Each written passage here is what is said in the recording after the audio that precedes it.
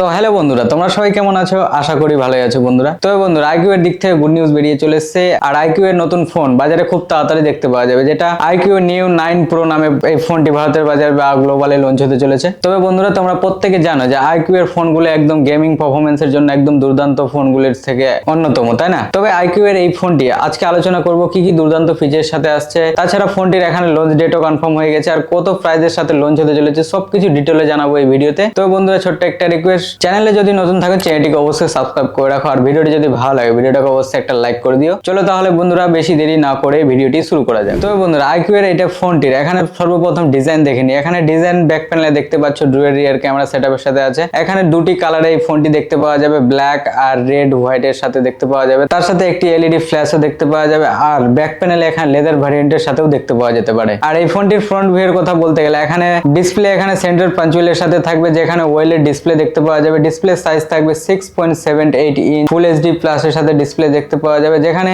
144 hertz এর সাথে refresh rate থাকবে এই ফোনটি ডিসপ্লেতে। একদম দুর্দান্ত ডিসপ্লের সাথে এখানে রিফ্রেশ রেটও দেখতে পাওয়া যাচ্ছে আইকিউ এই ফোনটিতে দিয়েছে। তবে আইকিউ এর এই ফোনটি গেমিং পারফরম্যান্সের জন্য কেমন হবে তার আগে দেখে নেব আমরা ফোনটির এখানে ক্যামেরা। এখানে ব্যাক প্যানেলে ডুয়াল রিয়ার ক্যামেরা সেটআপের সাথে আছে, সঙ্গে একটি এলইডি ফ্ল্যাশও দিয়েছে। তবে মেন ক্যামেরা এখানে দেখতে পাওয়া যাবে 50 মেগাপিক্সেলের সাথে, যেখানে একটি ওআইএস লেন্স থাকবে, একদম দুর্দান্ত একটি লেন্সের সাথেও দিচ্ছে, প্লাস 8 মেগাপিক্সেল রিয়ার ক্যামেরা সেটআপের সাথেও থাকবে। একদম দুর্দান্ত ক্যামেরা সেটআপের সাথে আইকিউ এই ফোনটিতে দিচ্ছে। তবে এই ফোনটির এখানে ফ্রন্ট ক্যামেরার কথা বলতে গেলে এখানে ফ্রন্ট ক্যামেরা দেখতে পাওয়া যাবে 16 মেগাপিক্সেলের সাথে। আশা করি এই ফোনটিতে ফ্রন্ট ক্যামেরার পিকচার কোয়ালিটিও এখানে দুর্দান্ত দেখতে পাওয়া যেতে পারে। তাছাড়া আইকিউ এর এই ফোনটিতে এখানে রোমের কথা বলতে গেলে র্যামের ফিচার্স এখন লিকস হয়ে বেরিয়ে আসেনি, তবে আমার যতদূর সম্ভব 16 জিবি এক্সপেক্টেড র্যামের সাথে এই ফোনটিতে দেখতে পাওয়া যেতে পারে। আর বেঞ্চমার্ক অন্তত স্কোরের কথা বলতে গেলে একদম দুর্দান্ত অন্তত স্কোর বের করেছে এই ফোনটি, যেখানে 16 লাখের উপরে এই ফোনটি বেঞ্চমার্ক অন্তত স্কোর বের করেছে। তো বন্ধুরা, তোমরা ভাবছো যে এই ফোনটি গেমিং পারফরম্যান্সের জন্য কেমন হবে, তাই না?